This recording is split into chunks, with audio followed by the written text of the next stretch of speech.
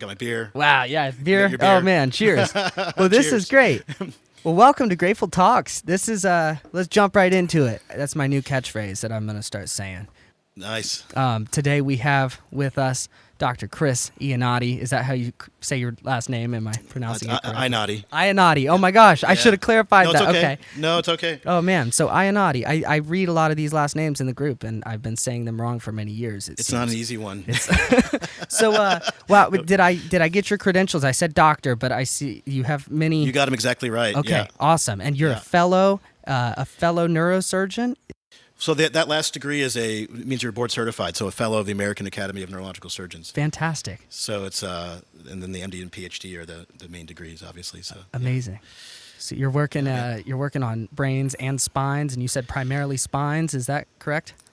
Yeah, I have a fellowship in complex spine surgery, and so about 70 or 80% of my practice is complex spine surgery, and then another 20 to 30% is brain surgery. That's like brain tumors and aneurysms. Oh my gosh.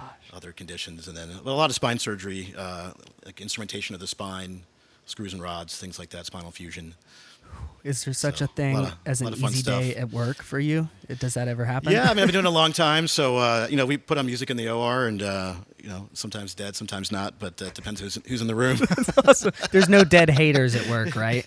There's no dead haters, but you never know. It's the old saying, like it's like licorice, you either love it or you hate it. You love it or you don't. And I don't really. It's almost like I don't want to see someone like rejecting the dead in the OR. So I'm almost afraid to just even if they're neutral to it, I want them to get into it. So yeah, that's absolutely. If I know people are into them and it's people who like the dead, then we'll play. But sometimes we'll play other stuff and like 90s alternative stuff like that. So whatever, you figure that out in a patient consultation then. What kind of music they like? Is that a required question?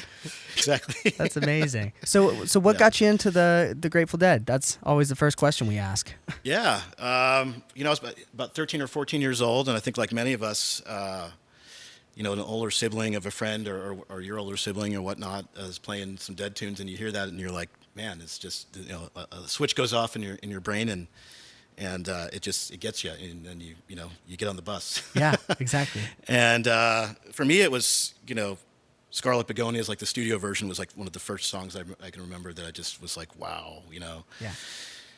And that was, that must have been in 1987 or so, and it was like, of course, like the In the Dark, and even of course Touch of Grey was big, but it wasn't that. It was like songs like Brother Esau and Hell in a Bucket, and then we started getting into bootlegs pretty quickly, collecting bootleg tapes, of course, and. Yeah. Had hundreds and hundreds of tapes in my room, and my parents were like, "My God, what's going on here? What's happening?" That was the beginning of a long obsession they didn't know about. That's right. Wow. And so then, it's like you start off as a fan, and you get into the music, and you get really deep into the music, and they start going to shows. This 1990 was my first show, July 4th, Bonner Springs, Kansas. Wow. And at the same time, though, I guess it was 8th grade, I started playing guitar. Awesome. And some of my friends played guitar. One of my friends was in the jazz band, junior high and high school, and he knew a lot of theory, so I learned some theory from him, and he gave me some early lessons and kind of learned all my chords and stuff from him. So that's how I got started. At the same time, I kind of got into the Dead in a serious way. I got into music and guitar in a serious way, and it was kind of like one of those things where you're listening to the music, and not only are you a fan of the Dead and the music, but then you start to go, wow, I want to play that.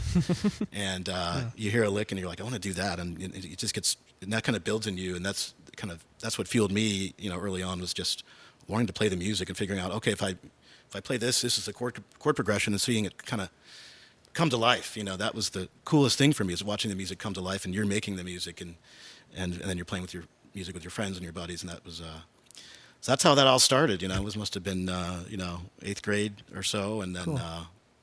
Yeah, that's 13 or 14. That's the magic number, as that everybody is, says. Right? We have a video. Did you end up watching that video from Adam Neely about the studies they have done on listening to music around that time period? Can't remember. Yeah, I'm familiar with that data for sure. Yeah, there's this like the imprinting that goes on, with at that age, right? I think that's what I saw, but I have no idea anything. I know nothing about this field. You know a hell of a lot more about it than I do, but it is that magical age though, where things really just tend to shape you as a person, yeah. Right? And but so that's, for me, that's kind of where it all began. And my first guitar was my my grandfather's a Goya classic guitar, and then then it was like a Squire Strat. That's awesome. Yeah, you got to get electric somehow. And then I got a Gibson SG reissue, which was because I wanted like something that was like Jerry's horns of the. Yeah. The, It vaguely resembles like kind of close enough. And that was a great guitar. I had that for years. I had that up through college, and as I got through high school and into colleges, going to pre-med in college and then to med school, is like the playing kind of suffered a little bit because of all that, and Yeah. the studies kind of took over. But I was still, I remember being at the rooftop of my fraternity house with my buddies and late night, and we'd play on the roof and Fire in the Mountain for half an hour and other songs and stuff like that. And to kind of keep the chops up a little bit in college, even though it wasn't a major focus, just getting through to pre-med into med school. And then in the residency, I kind of picked things up again, in terms of playing more often and kind of getting my chops back. But kind of just fast forwarding through, and we can go back to some of those things as needed. But moving through the years, I guess, as I finished my residency and fellowship and came into Phoenix, I had family, jobs great, work is great, and then it's like, okay, now it's like, what are we going to do?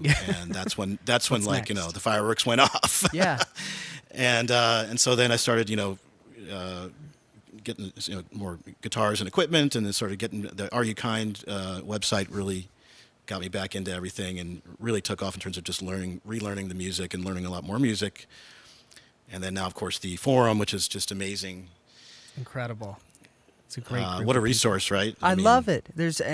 What positive people, and it's awesome that you have 3,000 of them that all just have the same interest and focus, and we're all sharing stuff, whether it's on the theory side of things, whether it's videos, just playing solos. I mean, I've always loved watching your videos. I think you must have jumped into it slightly before me, maybe a couple years before me, but I came to the forum thanks, and I man. was like, oh man, who's this guy? I got to play. I said the same thing about you. I remember. I remember your first video was a Cumberland Blues the video, Instagram and I was thing, just like, yeah. it like blew my socks off. I was like, man, this guy is like incredible. Oh man, so, well, it's an honor just to finally talk to you in person. But I can't believe that it's been so long that we've exchanged so many text comments and posts and pictures, and everybody's been doing that for years. But yeah, we got as close to in person as you're gonna get for now, until this pandemic thing's cooling down a little bit. So it's just awesome to see you post these videos that seem to have a very like studious theme around them. I feel like a lot of us deadhead folks are I wouldn't call us slackers, but we like to work in fields that are kind of easygoing and maybe music related, and you're one of these exceptions that has an incredibly fast-paced job, and you kind of carry those tendencies over to the guitar playing world, where you take a solo note for note and put that back out there with beautiful replication ability. What drives that for you, and what keeps you going? Yeah, and it's like I said, it's that desire to not just recreate the music, because I do a lot of improvisation too, but it's almost like it kind of gets at the reason why we transcribe music, whether it's this genre, and I think Grateful Dead music is its own genre. Yeah, absolutely. Even though formally isn't recognized as such, but within our form or group, it should be. Our nerds. But just like jazz and rock and such. But as you learn the language of the genre and you want to play it, there's transcribing is the way for me to do that. It's one way to do that, and it helps me to get inside, in this case Jerry's head, but it could be anyone, but and sort of see, what are your options for playing certain phrases over chords and over progressions, and sort of getting, because as I learned music theory, I got really deep, like I said, I came down to Phoenix and I started getting back into guitar and really learning a lot of music theory and applying it, and then it started to really take off and was like, okay, it's not just theory anymore, it's really kind of using this stuff like on a daily basis, and that was a lot of fun for me. And that's what transcribing did for me, is it really got me to the point where once you hear something, you figure it out, you play it, and then you sit back and you analyze it and you look at it and you say, what is it about this why does it sound this way? And when you keep doing that over and over again, not only do you get faster at it, you get better at it, but it helps you get into that flow when you play, and you stop really thinking about what you're playing, because you've already kind of done all that. Yeah, your muscles have it, and you can think almost I don't know if it's less consciously or more consciously, but it seems to give you a little bit more headroom or room in your head to picture those ideas. So I mean, I'm a serious student of those of the phrasing, right? It's the phrasing that has us all sort of captivated and obsessed. And this, of course, is the tone and the gear. And I love the gear, but for me, it's really the music. It's like, it's the phrasing and you know, what's being played. What are the notes being played at that moment? How are they being played? What's the melody? And you know, it's like when you figure out a song or transcribe a solo to a song. You know, what do you need to know? You need to know the key of that song. You need to know the chord progressions, the chords and the chord progression that go into it. What chords are non-diatonic to the key. Yep. And then know your scales within those chords. Of course, you may not be using them a ton, but at least know them. Know the arpeggios within those different chords. Yep. And then you can really start to apply, you know, what are the chord tones you're going for? How do you connect those together? And then how does that make a melody? And once you have that, I think that's really kind of the basic, you know, ingredients. And then from there, you can come up with different ways to, you know, 6 different ways to play the solo for Mississippi Half Step. Yeah. You know, and then all of a sudden you've got all these things, these different options at your fingertips, where you can really kind of, you know, take it further. That's the 1 minute breakdown of how to study music, basically. I mean, that's as straightforward as it gets. You have to ingrain the patterns into your muscles, so you're not thinking about it, and then work out all of the possibilities and your chord inversion, your triad inversions going up the neck. And if you have those accessible ahead of time, then when it comes down to it and you are doing a performance or you're in front of a camera, which I think is very similar to the feeling of a performance, especially if you know it's going to be watched later. It's a great practicing tool for me personally, but that's another kind of conversation. But that's very, very true. Yeah, exactly. Are you on a mission to learn all the Grateful Dead tunes? Is that like a personal goal of yours? Yeah, I think, I don't know if it's a conscious goal or not, but I think I certainly want to learn as much as I can, and not just learn it where you can play the chords, but, you know, be able to play something really intelligent over the entire song, whether it's certain parts, Jerry parts or whatever it might be, and play it, not play it the right way and play it well. And yeah, I think probably a couple exceptions. I would say maybe We Can Run, like Brent's tune. I'd probably leave that one out of the mix. Hey, a couple other ones. I don't know what else. Can't hide from sorry, it. Brent. I love you. Oh man, Brent's voice was the first musical voice that ever graced my ears. I got to hear "I Will Take You Home" on the way from the hospital, apparently. So, nice. We Can Run that's a hit or miss. Right.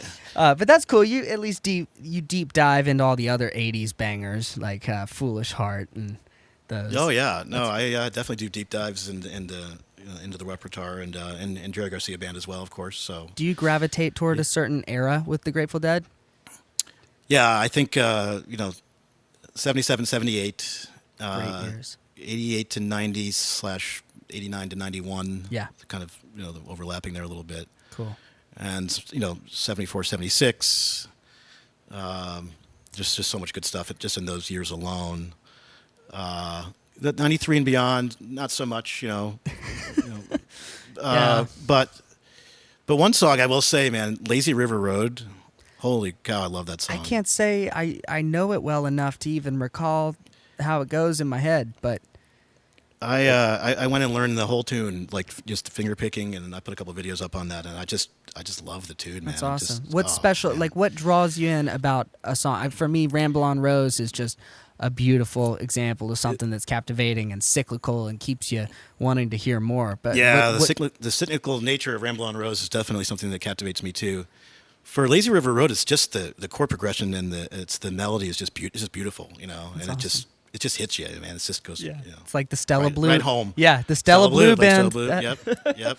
That's so special. This music, you can have something as the covers, the country covers, and all these upbeat tunes that are very, I don't know, me and my uncle cowboy-esque, and then they can take you somewhere else and put you in a very emotional, goosebumpy play. What causes goosebumps? Can you answer science questions like that for me? Yeah, I can't. I don't want to bore our audience too much, but it's exactly right. I mean, I think having the different songs, types of songs in there, you get just different grooves and different vibes out of of a set, right? And Yeah. that's why we love him so much, is you can take you from different place to place in a matter of a couple hours, and it's a journey. That's what makes them their own genre. That's why it's Grateful Dead music. It's not. It's not one thing or the other. And it's a melding of rock and jazz and blues and folk. It's not one thing or the other. It's beautiful. It's definitely American music, though. You can say that. So when you're playing, a lot of people, you talk a lot about theory already, which is great, and a lot of people hear the word theory and are kind of like a little hesitant because it's a lot of info sometimes to learn. But what goes through your head when you're playing and you've already done the studying ahead of time, so you don't necessarily have to think about that? Are you really ear focused when you transcribe these solos? I imagine you're doing it purely from ear, correct? Yeah, the first thing is you got to develop ear training just to transcribe itself. I mean, if especially if you want to be efficient about it, I mean, it can take days to transcribe if your ear's not well trained. But for a well trained ear, I think you can do a song in a few hours. That's great. Or do a solo in a few hours, but regardless of the time it takes to do it, I think just the act of doing it and practicing it and understanding it doesn't happen just naturally. It takes a lot. These are things that even in early high school, I'd sit in my room and put on a bootleg and be like, okay, what's he playing? That's and, awesome. I wouldn't always get it right, but that was the idea of trying and the idea of just getting part of it, and then that all sort of builds onto itself until next thing you know, you've got the whole phrase or the whole solo, whatever it is. But so it starts with using your ear to find the notes and then find the phrasing, find the right feel to whatever you're playing, and then play it. Yeah. And then again, that's when you're figuring out something. But when I'm improvising, and I'm sure you're the same way and or similar. There is some structure in my head, at least, in terms of the A, C sharp, F sharp minor, deal, whatever it might be. Yeah. There might be a split second where I'm thinking about that chord change. Of course, you can hear and feel the chord change as it goes by because you're in a band setting or whatever it is. But just making sure that you get the right, that you're playing the right notes for that split second. But other than that, then you could say, okay, once you do that, then you say, well, what's the phrase I want to, what I want to say right here? Yeah. And then you say, what do I want to say next? And so then it just flows from one thing to the other, and that's how you get into that mode. But that all assumes those arpeggios and those inverted chords and all that stuff. Yeah. To be able to play it to that point, You have to do the work beforehand. So once you do that work, then it gives you the ability to then sort of rearrange that and on the go to come up with new variations of that theme. Absolutely. Right? And so I think that's the key to improvising, improvising is not just fly by the seat of your pants and what comes out, and there's no structure to it. It's beautiful. It's beautiful no matter what. Yeah, exactly. Yeah. I mean, it can be, but that's a great point. You have to understand that structure a little bit beforehand, and it kind of comes naturally. It's almost it's like a little bit like driving a car, maybe a little harder than driving a car, because most people can pass the driver's test, but I don't know if people can pass the improvisational test all the time. But it seems like one of those things. Like as I've been playing more, and I'm not nearly as much of an active transcriber as you, but I dabble, and as I've done that over a couple years, and as I play more, your ear just has the ability to go, oh yeah, I either transcribed that wrong or I've been playing that wrong for years, and for some reason it just clicked that day. Sometimes not even with it doesn't take you listening to the song, you just maybe hear it in your head and you go, oh yeah, I've been doing that wrong for forever, why is that? And I think that's just a skill that will inevitably, if you do kind of put in the work day by day and play your scales and really internalize the feeling of when your hand is right here, this is what that note feels like, and where can you go from there, and what interval am I using to get to the next note. For sure. The more practice you get playing over deal and hitting the target notes for that C sharp chord, I mean, that can make or break a song for me listening back. That's right. Man. And that's so important, though. I mean, that's really what it's all about. It's that feedback, that call and response is, if I play this, then I get this. If I play that, I get that. Yeah. And that's what your ears, and you do that over and over again, and you say, okay, then you can play on the go, and this is what comes out, and it can sound good. That's so cool. Yeah, that's the magic. That's everybody's goal, right? Sound good. Well, that's awesome. So you've been working on singing a lot recently. I know that most of your videos that I've seen previously have been guitar only, and I see you got your microphone hooked up now. But tell us about that. How's that journey been, and what inspired that? Yeah, I just it's a great question, and I have started singing quite a bit. I try to make it a point that when I practice to at least sing one or more songs a night, just to kind of keep that torch going. But yeah, as I got back into guitar, was around 2011 or so. I was just getting my chops back and getting back into the theory and not really worrying about singing. And then I got to a point with the music, though, probably it's a couple of years ago, where I was like, I really want to start singing more, and didn't want to be sort of a unidimensional sort of just playing musician. Yeah. Not there's anything wrong with that, but it just wasn't what I wanted to do. Yeah. I wanted to be try to be as complete as I could. And then that's where that came from. And it's interesting when I first started singing on a consistent basis and playing, what it feels like when you're sort of playing the song and you finish a tune, and it's just such a great feeling. Yeah, it's like you just went for a run almost. It feels like cardio workout to me. Yeah, because there's so much going on. You got to worry about playing the tune, the rhythm, get the lead in there, and then work on the singing. Very get the independent lyrics parts of your body. And it just felt so much more complete to me, and so much more fun, to be honest. So, that's awesome. Yeah, it's been fun. I mean, there's a lot to learn, and it's just a journey for all of us. We're all students in a way. So yeah, how are you applying your training with guitar to vocal stuff? Are you doing any like exercises specifically, or are you just singing and letting it roll? I'm just singing, just letting it roll, just trying to harmonize as much as I can. Cool. I would love to do what you're some kind of more formal training, but just at times my issue there. I think just with my job and such, but it's a little more fun. Yeah, too, no, I would love that. I would love someone to help, just to shepherd me along a little bit and sort of give me some. We need like a guide for vocals in the Dead group. So if anybody out there is a vocal instructor, we're paging you. I'd be glad to talk to you onto the podcast too, if anybody knows anything. Seriously, that's a great idea. That would be awesome. Seriously, I mean, I've had like one vocal two technically, and the first one was prepubescent. So I'm a little 13-year-old young whippersnapper, and I was very much into the sounds of Roger Daltrey and Robert Plant and any of the scratchy voices. And yeah, so I went to this Nashville person just for once. It was like, hey, this would be a good thing to at least see if vocal lessons would benefit me. And I walked out of there just, oh man, I was bummed, because she told me, she goes, if you keep singing like this before you're like 24, and thank God I'm 23 now, so I can actually kind of sing like this. It doesn't matter anymore. I've been waiting for this my whole life. But she goes, if you keep singing like this right now, you're going to kill your voice and you won't have a voice, because you're going to have nodes if you keep trying to make your voice scratchy as a prepubescent 13-year-old.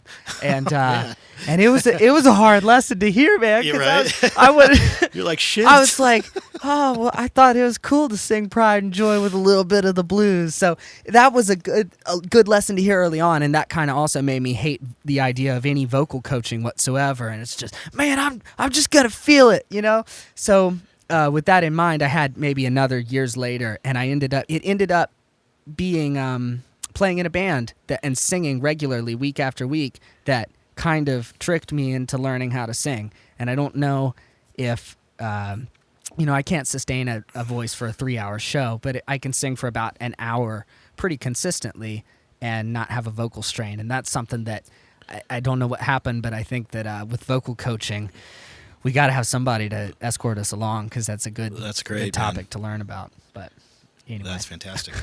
So, let's see. Lenox Hill, tell us about that. I saw a post the other day, and you made it, and you were saying it's something about it's the everyday in the life of a neurosurgeon, right? Yeah, that's a good question. So the whole coronavirus pandemic's got us all quarantined, obviously. Now Netflix has become super important to everybody. So I was looking through Netflix menu one day, and I saw this show, Lenox Hill. I didn't know anything about it, and then the next day someone says something about this. There's 4 docs on there, and 2 of them are neurosurgeons. So I was like, I got to check this out, And I'm really not wanting to go, as living, the life of a doctor and a neurosurgeon. I don't really watch many doctor shows on TV. Yeah, for obvious reasons. that's not really the House escape MD, you it's need. Not my thing. Yeah, I'm like, no, that's not happening.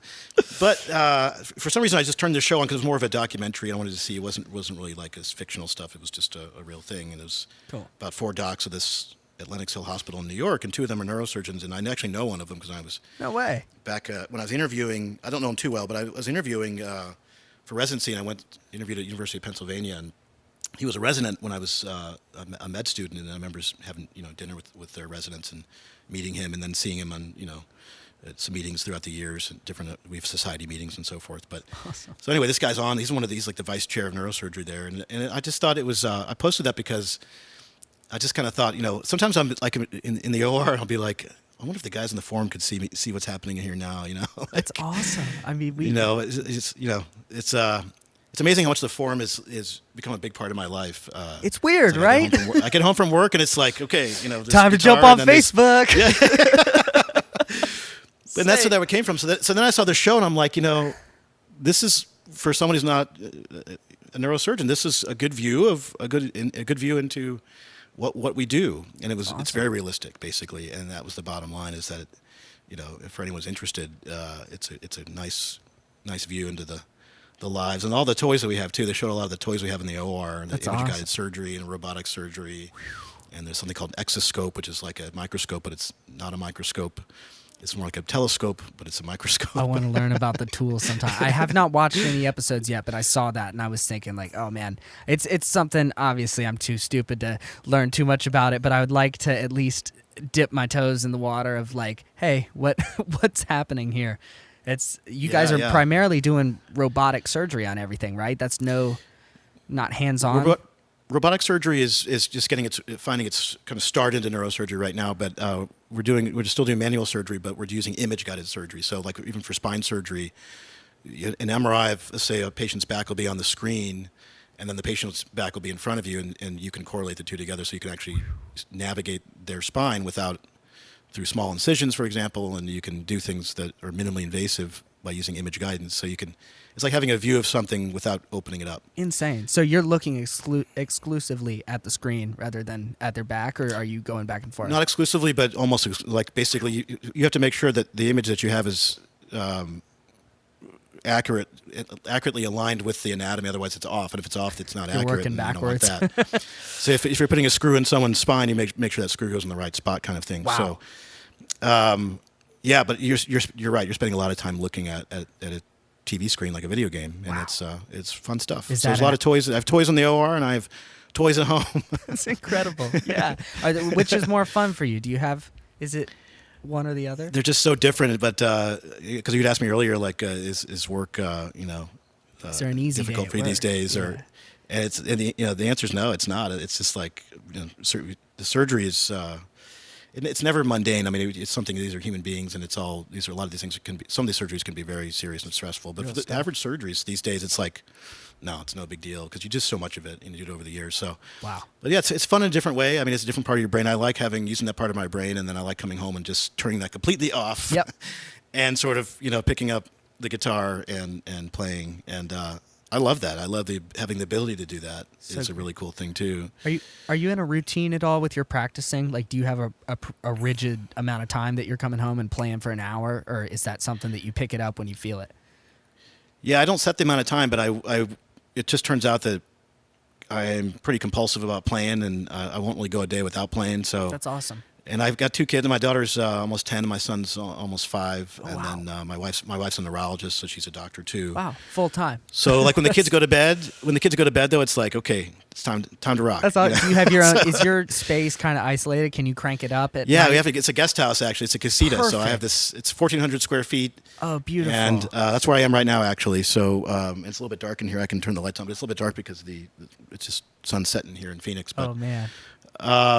And there's a screen to the pool outside. But so it's nice. I have my own space. I can crank up the volume, and people can't hear me. And it's like the studio's in the casita, so it's really it's just really nice setup to That's have. exactly So. what you need. It's nice to have that space where you can kind of retreat to and turn up and not worry about folks hearing you. There's a weird thing. I don't know what it is, but when I know that someone else can hear me, there's an entirely different level of comfort I have with how far out I explore my practicing, you know?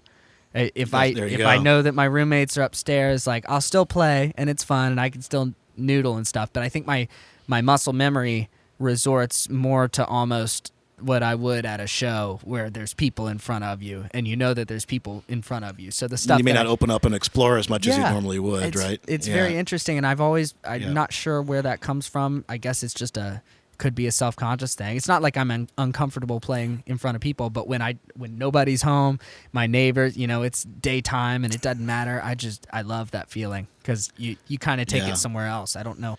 No, I think like you said, it's just I used to have some of my gear in my home office, which is in the main part of the house, and it's closer to the kitchen. And I'd feel the same way. I'd feel like, okay, I think it's a little bit of just being a little bit self-conscious at times for me at least. And then. Not again, unlike you, not that I'm shy about playing in front of people in any way, but just one of those things. I think, and in the casita though, it's like I don't think about that at all. I can just play. Awesome. And, do your kids ever play a wrong note? Do your kids join you in your musical adventures at all? They come in and listen sometimes. Yeah, it's fun. That's great. My daughter likes to get on the microphone and just do whatever. But grab microphones as young kids. And I have to keep my son away from the guitar. It's like don't touch the wolf. Yeah, the wolf. Oh man, you want to tell us a little bit about your wolf? You have one of the loveliest guitars in the forums, and I would love if you'd share a little bit about it. Yeah, it's been a kind of a progression. I had a number of guitars. I got a 335, 63 reissue historic. I got the 62 burst. Back there. Right. There you go, the cherry red, right? Yeah, exactly. And then you've seen the PRS special with Beautiful. the middle narrow field. Oh, that's great. Those other than Wolf are the two main guitars that I have, and then a couple other ones. But then it became I wanted to have a nice tribute guitar, kind of the legit sort of stratosphere level, like the real deal. Yeah. And I originally, I think it was like 2016. Phil Gowan, I got one of Phil Gowan's Wolf guitars, and which was great. It's a great guitar. Played that for a number of years, and then I guess it was just spoke with Leo Elliott a couple of years ago, and it took about maybe 18 months for him to produce the Wolf, and he's got other projects on his table, of course, but. Yeah, man. So I ended up selling the Figo Wolf, and when I got the Leo Elliott's Scarlet Fire Wolf. Yep. And my God, I can't say enough about Leo. Just is a human being, an individual, just awesome guy. That's so cool. And what an amazing artist. We had just chatted on the phone a few times before we went ahead and bought it, and then through the process, he's very good about just updating you what's going on, where you're at. Sweet. And making sure that what you want in terms of the configuration and all that good stuff, But what a great guy and what a great guitar! I couldn't be happier. It's like just a dream. It's so cool. I also wanted to make a mental note to shout out to the other guys who are transcribing a lot, which would be like Craig Akery and who's the other guy would be Seth Fleischman. GratefulLessons.com. I've seen his name before. Yeah, I don't know how to pronounce it, though. I'm almost certain, yeah. Fleischman. Anyway, I wanted to those are the two guys that I know. I don't know who else. I'm trying to think. Carl Akers does some great Dead Lesson stuff. Oh, yeah. Yeah. I mean, I have to admit, I don't absorb a lot of the Dead Lesson videos because I'm most of the time trying to go to the source most of the time. That's not always, but it's so helpful when you do need a breakdown and maybe to take a step back and look at it from a bigger perspective, a macro perspective, how the arrangement works, and it's really nice to hear some other people's thoughts. Yeah, and when I talk about that, it's mostly from a point of view of like maybe a few years ago, maybe 3, 4, 5 years ago, where you're getting back in the music and playing and yeah, I agree. Like go to the source now, but back then I have these books too. Where are they? I have these huge folders of set 1 and set 2, lessons basically. So if I ever need to go back, and I keep this stuff on file, it's pretty cool. But yeah, so like I think for me at that point, going back, learning those, helping learn the song structure and all that, a lot of those guys helped me a lot. Especially Seth Fleischman. Really, his side was fantastic. That's awesome. But yeah, I mean, you get to a point there where you learn that, and it's like, okay, and let's move forward. Kind of get the feel of it, but. Yeah. It's so nice. And Jeff Williams, I got to give a shout out to him. He makes some fabulous backing tracks, and that's kind of a rare find for Grateful Dead stuff. I think for a while on YouTube, the only thing that I could always find that was a pretty okay backing track was a Fire on the Mountain loop. Yep. And all of his backing tracks are quality. Seriously, they're it's great. Good. And now you can go on there and you can find, almost don't know if it's the whole catalog yet, but he's working his way through, which is fantastic. And Craig Akery, my God, where do you start with that? Oh my God! The video production alone on his YouTube songs and videos is just out of this world. That alone, yeah. And then of course his ear is amazing. He has an absolutely incredible ear for Jerry's guitar. Got to shout out Jay Darks too. I know I've already shouted him out before, but he's the. By the way, I think Jay's up next. So for Jay, for you when you interview Jay, he's got to say, "Hey, all you deadheads out there in Grateful Dead land." I'm so excited. So that's a personal request, Jay. I think you caught your reference in the last one. So when you're watching this one, you heard him. Chris wants you to say it. We need you to say it. You must say it for old time's sake. Oh man, it's great. I'm so happy that these people, that folks like you and we're, I guess, newer to the scene, not to the Grateful Dead scene, but newer to the musician scene when compared to somebody like Jay Darks, who's been on it since the invention of the internet practically. It's awesome that people of all of these backgrounds are exploring exploring that common goal of studying Jerry's playing and studying the magic of what made that band special. It's fascinating to me. Yeah, no, it's and I've even had younger generation like yourself and Billy Trout and guys like you guys. I mean, you guys are the next generation, man. And I love it. It's crazy. It's fantastic. We're just trying to learn as much as we can and buy as many JBLs before they all rot.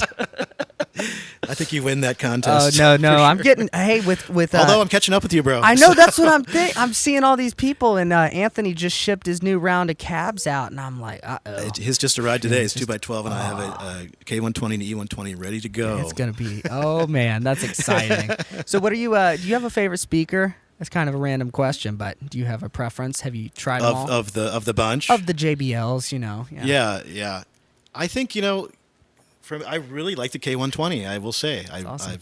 I love it. And maybe it's a little bit sort of sweeter and maybe a little bit warmer than the E120 to me. Yeah. Not that I don't love the E120, but it's just, it's like, which one do you love more? It's hard. But. Ceramic, Alnico, tea or coffee. But you can't go wrong, That's awesome. But my cab's going to have one of each, so, then I can't lose. That's so cool. So when you... So, yeah. Are you searching for a pure replication of Jerry Tone to satisfy some inner goal, or what do you see this going... Where do you see it going in the future as you continue to search for the sound? I think that's like a lot of us, and we're looking for that tone, and because we love it, right? It's like you hear that's so sweet, and it's in your head all the time, and you can't get it out of your head, and it's what you gonna get back to that 13, 14-year-old who's just like, wow, I love this. I'm still like that to this day. You know when you get like a live show on that you haven't heard in a while, and then you hear some.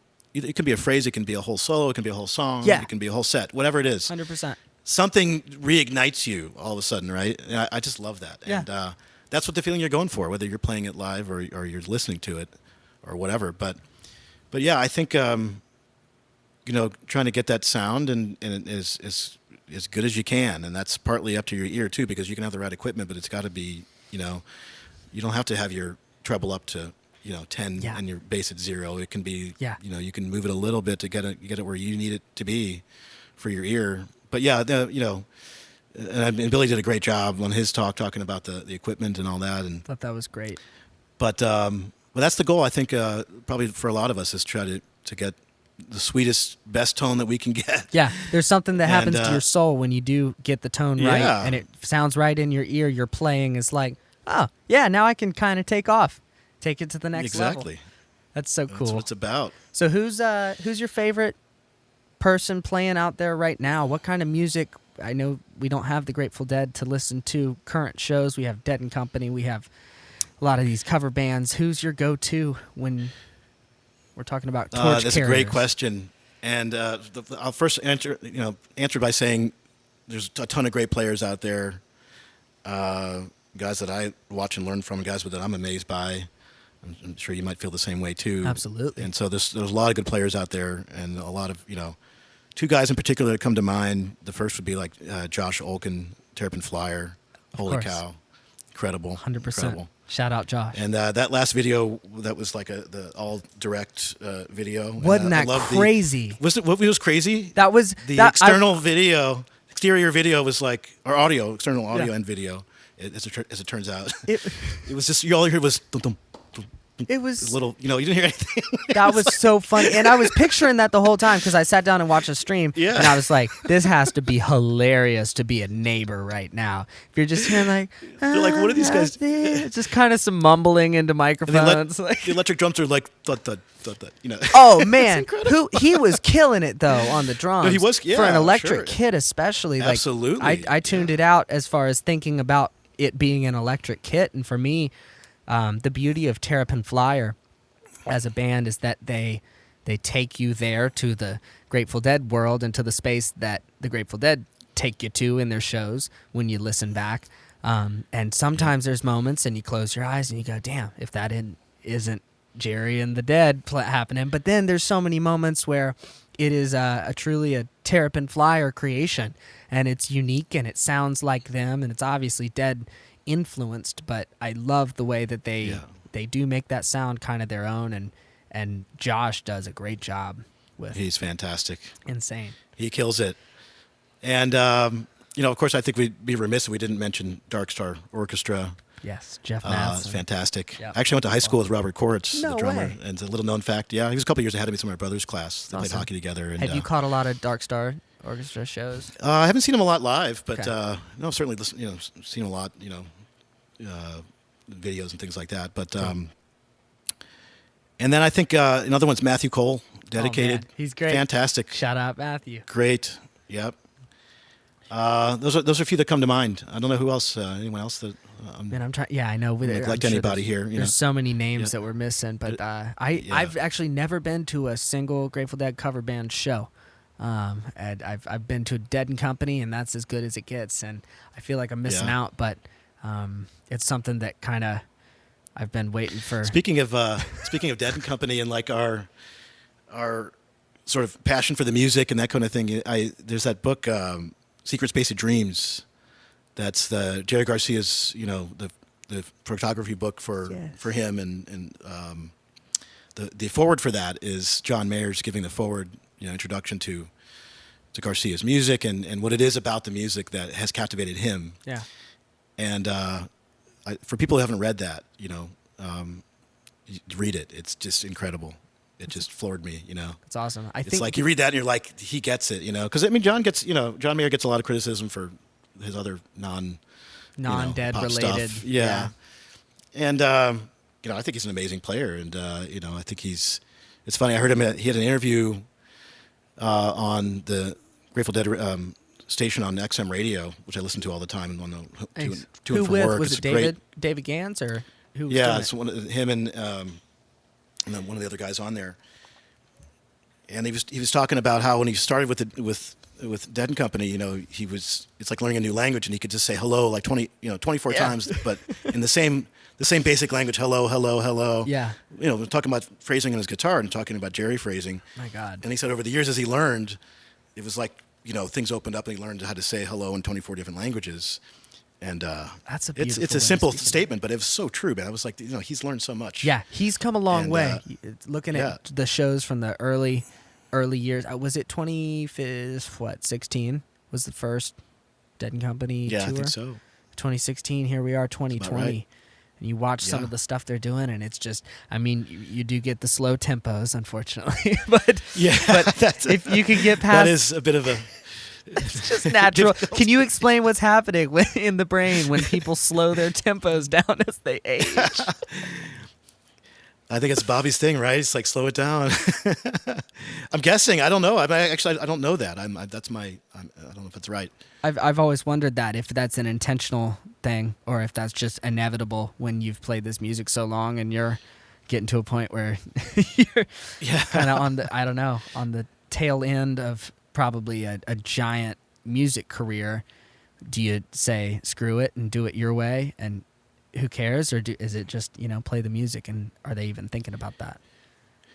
Yeah, or is it slow it down and sort of open up that space and give John that space to fill and let it sing, Yeah, something like that too. I don't know. I saw a really cool comment the other day that said I like to think of it as Bobby had some epiphany that is far beyond you and I's level of understanding this world, and so now when he plays, it's beautiful free jazz, and it's it's something too beautiful for us to understand.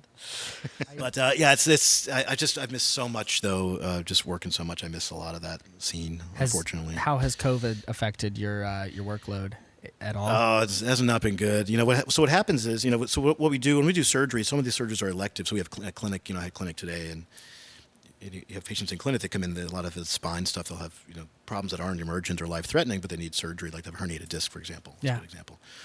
That's someone who has surgery, but it's an elective. It's a choice. It's by choice surgery. The patient chooses. The surgeon chooses. Everyone chooses.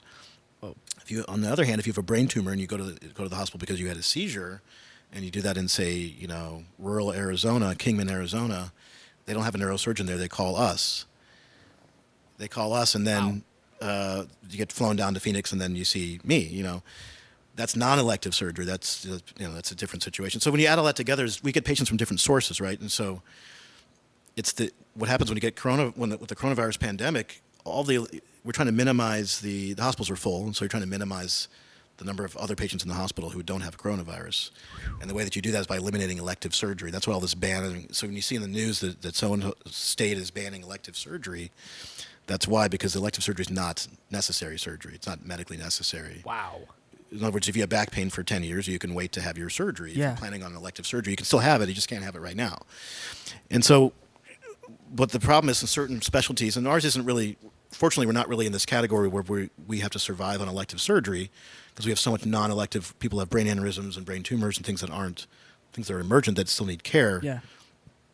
Which keeps us, from a business standpoint, keeps us afloat, which is nice. Cool. But if you're a plastic surgeon, all you do is, boob replacements and things like that. Yeah. Can't do those. So then it shuts you down. And so if you're the breadwinner for your family and you're dependent on surgery that's elective surgery, you're going to, so that is the business side of things. And so that's one of the hard, there are other facets too. There's the emotional burden of all of this on doctors and non-doctors, and especially on doctors who are on the front lines. And yeah. And then how have you been feeling about the work environment? Is it a scary thing at all, or yeah, a little bit. I mean, you have to wear masks and face shields, and then you don't know. If someone the issue is for our elective patients, they all get tested for COVID. Okay. So we know that they don't have COVID before they have surgery, so we're not worried about them coming into the hospital and giving us COVID and vice versa and things like that. But it's the other patients. So if someone gets in a car accident, again, somewhere in Arizona, and they come down to Phoenix, you have no idea. We have a level 1 trauma center, so they could have we been have no idea. at the lake with their friends. They could have been at the lake, they could have been on the motorboat, and the motorboat crashed, and here they are. So when the patients come in from other parts of Arizona, and they come in as emergencies, they have to get tested. But a lot of times they have emergency conditions; they can't wait to be tested. Testing takes about 1 or 2 days to come back. So, and that's if it's done as fast as possible. So that's a gamble. So we have this dilemma, which is, do you just take them to surgery and forego the testing, and then you're putting everyone at risk, including yourself? And that's so. To answer your question, that's what's been sort of nerve-wracking, is having the guy in the OR who's now. It should be said though, when they're in the OR, say they have a breathing tube in. The anesthesiologist is wearing this gear that keeps them safe, and then the whole team stays out of the OR until they get intubated, which means the breathing tube goes in and it gets clamped, so that their aerosol particles from their lungs can't get into the environment. And then you can go in the room. You wait 15 minutes, you go in the room, and then it's supposed to be sort of free of any concern. Wow. So we have some ways to deal with that, and that's all sort of self-imposed protocols. But still, man, it's all very it's difficult time. Yeah. Holy moly! Well, thank you for sharing a little bit of what that's like. That's pretty. Yeah, man. Yeah, I don't go too deep into all that, No, but yeah, but it's a little I think glimpse. people like to know because we're sitting. I mean, the majority of us, I think, are at least personally. I'm sitting at home. I have a live sound job that's not really there right now. Yeah. So we're making music and stuff. So I'm grateful for folks like you that are continuing to get out there and healing the people that are maybe not doing the smartest quarantine decisions right now. So you're. Oh yeah, that's the thing too. Is we see some really, for lack of a better word, dumb stuff going on. I'm sure. If you look at the states too, on all the news channels and newspapers and articles, Arizona's not winning. I know. It's the worst state ever. I'm trying to go back to home to Tennessee, and it's like, oh, I don't know if I want to really make that trip right now, but yeah, I hear you. Yeah, it's cool. I mean, hopefully, when all that's my new favorite phrase too, is when all this blows over, which was I think we started saying that back in March and thinking it was going to be about a week. Oh yeah, when all this blows over, but. I'd love to get out and go see some shows again and actually play some shows too. Do you think that that's ever in the cards in the future? Are you trying to get some musicians together and do anything? I would absolutely love to. It's just that I think there's a lot of what ifs with that, and with my career and even just the idea of forming a band and then being able to show up at a practice on a regular basis for me, because I take so much call, but. Gotcha. But it's not for lack of one. I mean, of course, I would love to, and it's a little bit of a sore point for me because it's like something you're just yearning to do, and then it's almost like there's some ways you can't. Yeah, exactly. But not that I love my job, and I very happy with it. But it is one of those aspects of things that does tend to interfere with your desire to be in a band. I will say that you're definitely probably providing a more important service fixing the brains that you're fixing rather than, But I would love to see some shows with you just playing with other musicians. That would be a fun thing to watch as a longtime Chris fan. Oh man, well thank you, and likewise for you, man. Oh and, man. Like I was saying the other day, I was talking to some guys on the forum, and I was like, Jay's one of our best youngest young Grateful Dead players thanks, around. Like seriously though, it's a fantastic. I appreciate it, man. The drive, it just feels like it has to happen. I don't know why, but and there's calling, and you have to. You are interview driven, these people. no doubt. I'm trying. Well, you get driven when you have nothing to do for about 3 months, and after the third month, you're like, I should probably start a podcast. That's right. I'm a millennial, so yeah, that's what we're all doing nowadays. That's awesome, though. I love it. I'm so glad you started this, and you're doing this. It's a good chance for everyone to kind of see, because we're on the forum on Facebook, and we're all, and I love the forum. It's such an open place, and I love the way the community is. It's just everyone's whether it's interest in old Dead photos, and Jason Ferguson comes to mind, or whether it's awesome. For someone like me, just posting, more of the music theory side of things, or transcribing, and then there's just contributing and just getting into the music. But it's such a great thing, and then just having that available to us. I know. The fact that Rick Turner can just post something, and I forget exactly what his last post was, but it was just beautiful. It was something about him talking about being on the road and how none of the gear is sacred and you can always modify it, and that's what Owsley's philosophy was. The fact that I can jump online on Facebook, which most of the time is a cesspool of angry comments and political memes, and the fact that we have this little space where we can jump to and read. It's amazing. I consider everybody. I wouldn't. It's not lifelong friends, but it feels like when you jump on, it's hey, my friends from after school or something. It's kind of going and playing with the neighborhood. I feel the same way. It's like I get home from work and it's like, that's what you want to do is, you get on there, contribute, and see what's going on. Yeah. And Types. I always see something interesting on there. It's like, what a resource too. You're never not learning. Which is what a resource for learning. Just this language and culture. Certainly. Yeah. There's so much. Yeah. There's a huge culture to it, and I as a young person, you kind of have to come into it with a little bit of give respect to the older Deadheads who are actually there, and the ones who are at the scene. My dad got to see the Dead in the 80s, but that's the closest familial connection I have. I don't have any of that Yeah. privilege. So you have to give respect where it's due, and it's so fun to learn from the folks that have been doing this their whole life. I've always wanted to ask you too. Have you ever thought to yourself, like, what if I was able to see Jerry? Like, just how amazing that would be. Man, I was born one something year. that crosses your mind? It has. Yeah. Absolutely. Yeah. I mean, it's something that it's not exactly like visits me in my dreams every night, but it's one of those things where I get it. I've had dreams, especially I think the most vivid one happened when I was waking up in high school one day. I had my red CD player alarm clock that I had had for like, I don't know, since 2003 or something. And I had I want to say it was Without a Net or something, but it was a CD. I was tired. And when my alarm went off, I remember lucid dreaming that I was at a Dead show. And it was one of the most like vivid, the alarm's playing whatever track from Without a Net. And I just remember being like, oh, wow.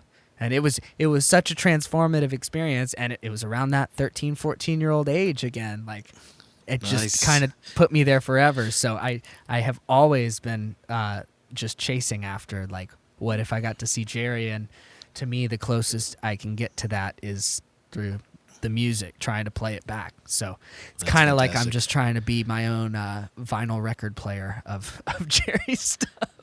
Well, you do it well, for sure. Well, thank you, man. I mean, likewise, it's so fun to watch I would say progress. It's continued progress, but you've always been good. So it's not like I could say like, oh wow, you've really improved. Like, it's just always been high caliber stuff. So I love thanks, it, brother. man. I appreciate it. Well, I hope to keep seeing you posting videos, and I hope you share your education and your drive for that with everybody else in the future. This has been a fantastic talk. Getting to learn more from thanks.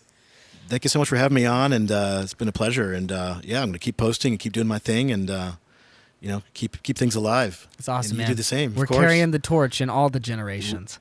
We are trying, and I think we are succeeding. It's one thing that look at the forum again. It's like, man, the music is alive, and it's amazing. It's I love popping off everywhere. It's so Makes cool. me so happy. There's fireworks going off in everybody's heads. So this is at least the start of the Renaissance, the next Renaissance. If anything. Absolutely. Dr. Chris, thank you. Thank you. This was awesome. Well, thanks again for having me on. I appreciate it. Cool. We'll catch you next time. All right. Thank All you. right.